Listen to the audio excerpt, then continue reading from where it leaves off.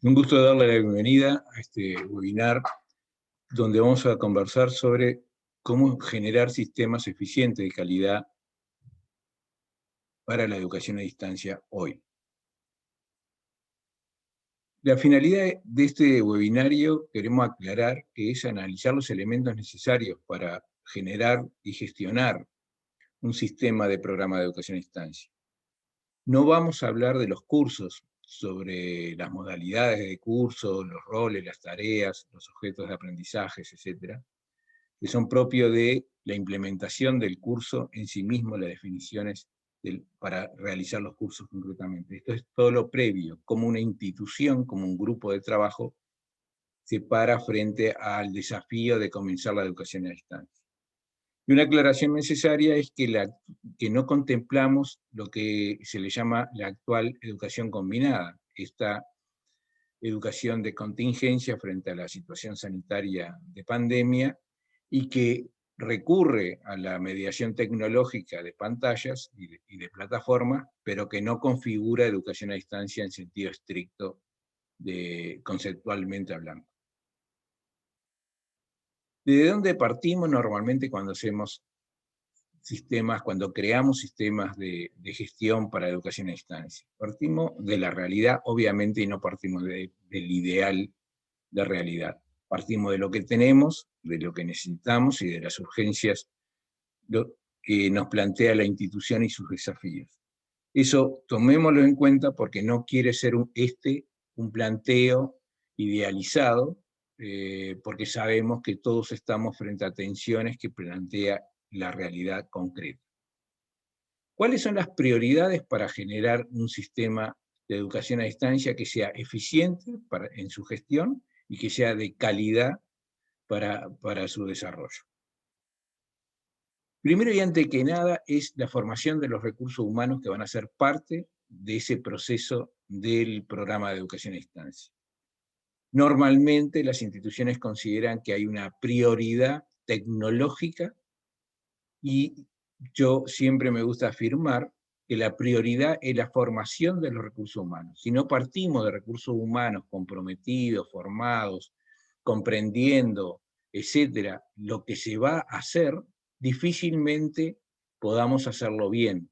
No es la tecnología la que va a resolver los mayores obstáculos y dificultades y desafíos, sino es la formación de nuestros recursos humanos que manejen esa tecnología, etcétera, etcétera, etcétera.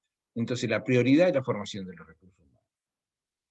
Otra prioridad es tener un plan estratégico. Lo que se observa normalmente es que se inician estos procesos de programa de educación a distancia de forma no tan estratégica, sino experimental, de plan piloto, de respuesta a una contingencia dada, de una opción para validarla, a ver cuánto da, qué da, para ampliar un poco el grupo objetivo, para abaratar costos, quienes entiendan de que esto puede abaratar costos, para abaratar algunos costos institucionales, pero difícilmente se elabore un plan estratégico, porque normalmente todo esto nace frente a necesidades, y otra vuelta, volvemos a lo del principio, actuamos frente a la realidad y no al ideal. Pero entonces otra cuestión central, otra prioridad central es poder definir un plan estratégico que nos oriente en un proceso que necesariamente va a ser largo. Otra prioridad es contar con un programa y una presupuestación. No solamente no hay plan estratégico, sino que normalmente hay actuaciones a corto plazo. Un curso, 2 cursos, el primer semestre, el primer trimestre, vamos a ver qué da, vamos a ver qué hacemos, vamos a ver cómo lo hacemos, experimentemos. Indudablemente todo comienzo es de experimentación, es de experiencia piloto, etcétera, pero esto está demasiado presente y deja librado a que estas experiencias piloto no necesariamente están enfocadas en un plan estratégico, en una programación que refiera a ella, y no están siempre con una presupuestación adecuada. Se observa en muchas instituciones que, como toda experiencia piloto, se hace en condiciones casi ideales. se le brinda más recursos que lo que después se va a tener, entonces lo que validamos muchas veces no es replicable, no hay posibilidad de escalonamiento con la inversión que se hizo cuando en estas experiencias pilotos se observa que se hace más inversión que la que después la institución va a contar. ¿Cuáles son los elementos de ese sistema después de haber definido cuáles son las prioridades? Una es tener una adecuada gestión administrativa, cómo se convoca, cómo se registra, los datos que se le solicita, en qué instrumentos, etcétera, para esa gestión administrativa, cómo se cobran la matrícula cuando corresponde, cómo se certifican, cómo se envían, cómo se validan los datos, etcétera. Una gestión administrativa adecuada, eficiente, es necesaria. Después un soporte informático. Acá empieza sí la informática a jugar un papel importante. Se define entonces las plataformas, se define cómo va a ser el soporte informático a toda esa actividad de cursos a distancia, cuál va a ser la plataforma, cuál va a ser la sala de conferencia, cuáles van a ser los programas informáticos que se van a usar, tanto para la gestión administrativa como para los propios cursos, etc.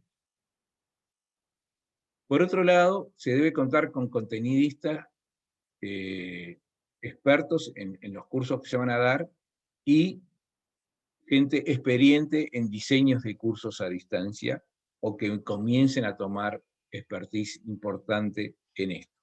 Entonces tenemos que tener los contenidistas con la formación adecuada para la modalidad y los diseñadores de cursos. Una vez que tenemos los contenidos definidos y que tenemos el diseño pedagógico y el programa, vamos entonces a la edición de los cursos de plataforma. Tenemos quien deba editar los programas en las diferentes plataformas que vamos a usar. Otro tema indudable es la tutoría docente que vamos a tener y que puede ser en diferentes modalidades. La necesidad de más de un tutor, por tema, por módulo, por asignatura, como sea, vamos a tener entonces otro de los recursos importantes de la tutoría docente. Otra gran área es cómo definimos el acompañamiento a estudiante y docente, y acá es una cosa vital que no siempre la prevemos y que entendemos que es vital.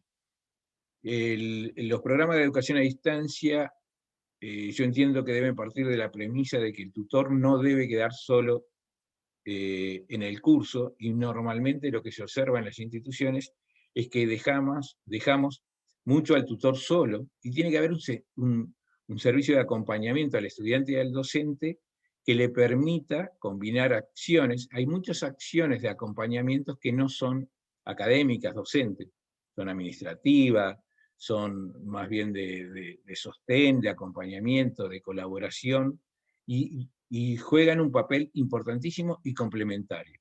¿Sí? El tutor solo en un curso no es recomendable, y el sistema de acompañamiento a estudiantes y docentes es fundamental y no siempre lo prevemos adecuadamente. Tenemos que tener, obviamente, los diseñadores y editores de objetos de aprendizaje que se van a usar en cada curso y deben estar contemplados para la modalidad de los cursos que van a hacer. Y después tenemos que tener, cosa que normalmente no se observa adecuadamente, son evaluadores del sistema.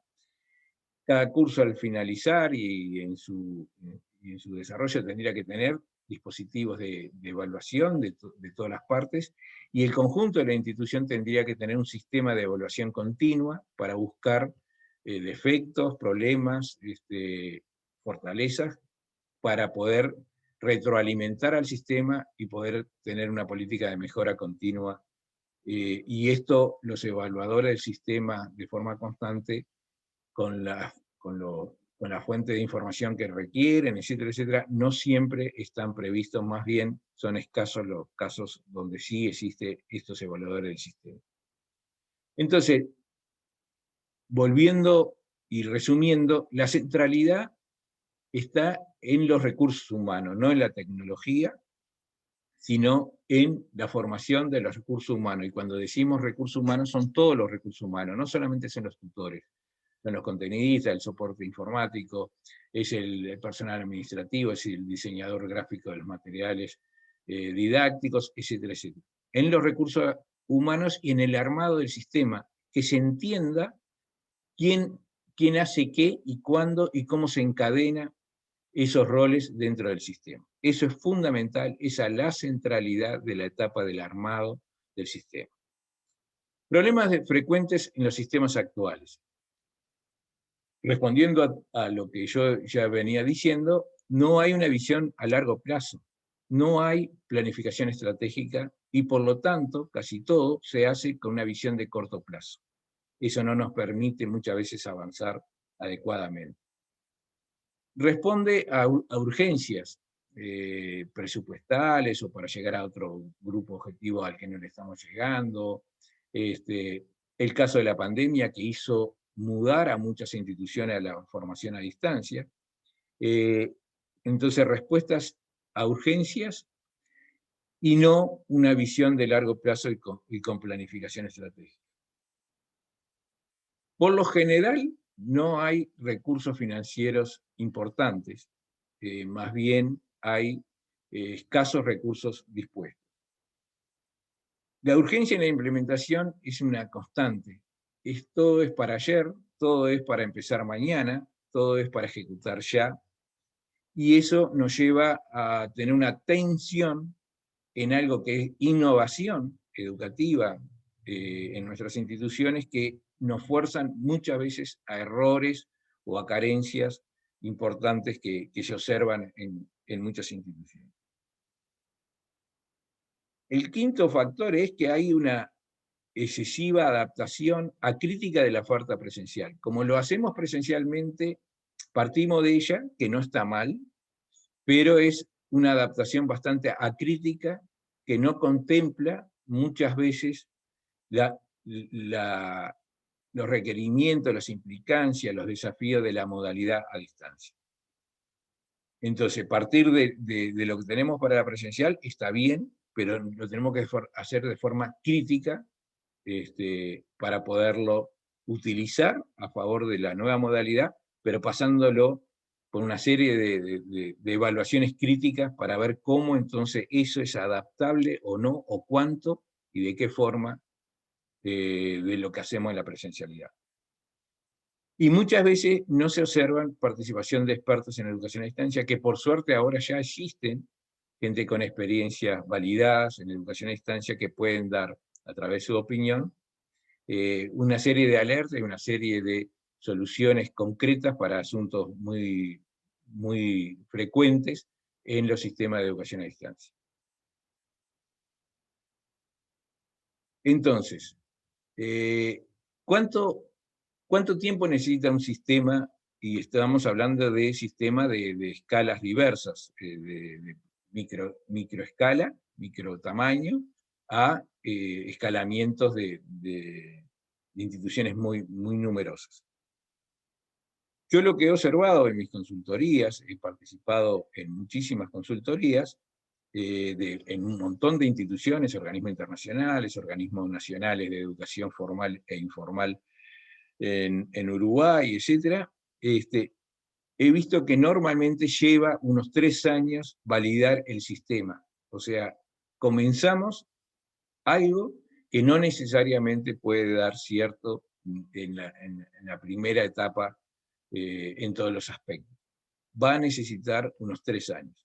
La formación de los recursos humanos no se hace solamente con cursos, sino con la validación de esas formaciones en la práctica concreta. Hay que vivenciar el rol tutor, hay que vivenciar el rol administrativo, el rol de soporte informático, etc. Se observa siempre que vamos ajustando cuestiones que la propia dinámica, la propia demanda, las propias necesidades del sistema nos ayudan a reorientar, ajustar, a aplicar nuevos protocolos de uso y de actuación. Nos prepara estos 3 años como mínimo de validación la posibilidad de un escalonamiento posible. El escalonamiento normalmente en la educación a distancia se presenta como un desafío a corto plazo. Cuando los resultados son relativamente exitosos, rápidamente queremos escalar. Bueno, para escalar tenemos que pasar por esa etapa de validación de forma muy crítica, muy de evaluación continua y de mejora continua. Esto nos va a permitir ajustar las propuestas de forma continua y vamos a tener una validación de las tecnologías. Podemos tener datos de la mejor plataforma, de la mejor sala de webconferencia, las mejores herramientas de edición de material educativo, pero en este periodo de validación vamos a encontrar si son las más adecuadas para nosotros, para nuestra modalidad, para nuestra institución, para nuestro público, o debemos recurrir a alguna otra.